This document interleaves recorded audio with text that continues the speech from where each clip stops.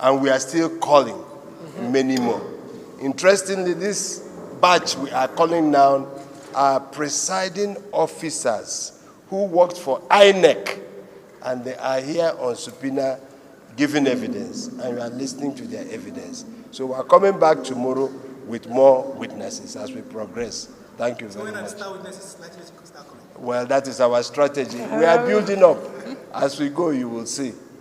Thank you, thank you, thank you, thank you, thank you.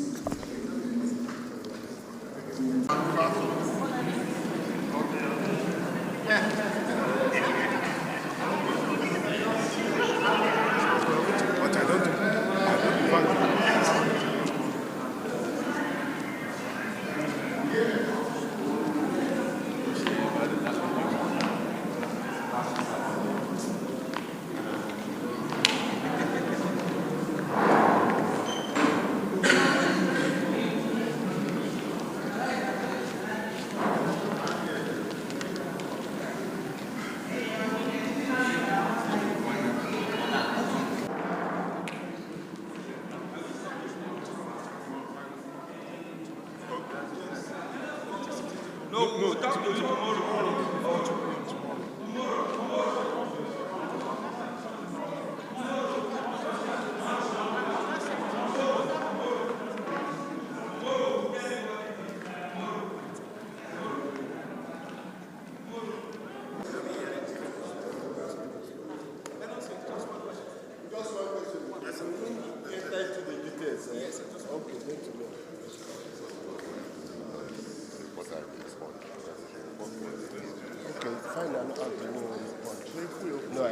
Yes. How many are we expecting?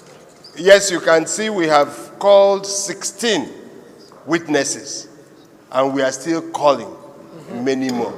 Interestingly, this batch we are calling now are presiding officers who worked for INEC, and they are here on subpoena giving evidence, and we are listening to their evidence. So we are coming back tomorrow with more witnesses as we progress. Thank you very much. So when witnesses likely to start coming? Well, that is our strategy. We are building up.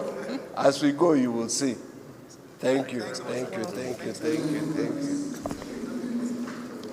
you. So we are in the process of finalizing on that. Civil society groups and organizations will be a major plank of this review. Political parties will be a major plank of this review. The National Union of Road Transport Workers will be a major plank of this review. All our electoral officers will be a major plank of this review, and collation and returning officers will also be a plank of this particular review. So that review will take place in the next few weeks. We are finalizing on that particular review. Secondly, I'm slightly constrained commenting on some of the issues that have been raised, because some of the issues that have been raised here will be part of the review process that the Commission will carry out.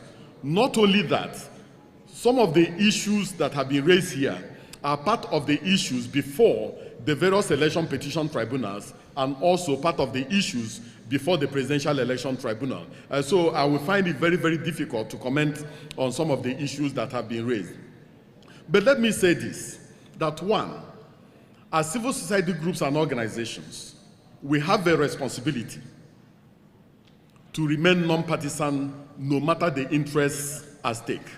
We owe that to the Nigerian people, and we owe that to the society at large. Before the 2023 general election, individuals, groups, and political parties claimed victory for an election that had not taken place. Let me repeat that before the 2023 general elections, individuals, groups, organizations, and political parties claimed victory for an election that had not taken place.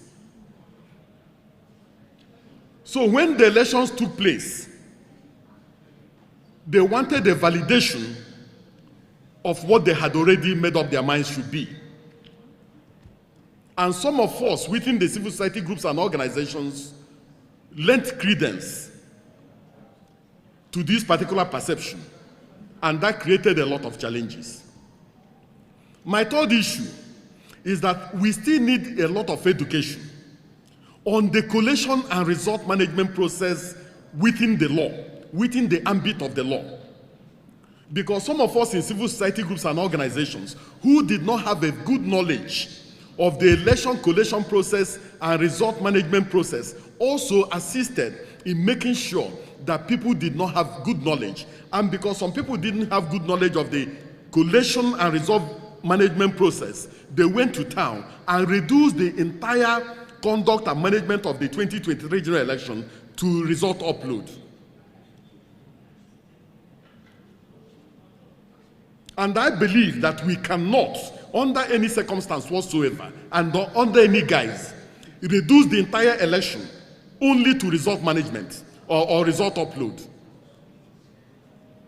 So if there was no problem with the senatorial election, and there was no problem with the election to the House of Representatives, there was no problem with the governorship election, there was no problem with the state assembly elections, you cannot then write off the entire election as a sham.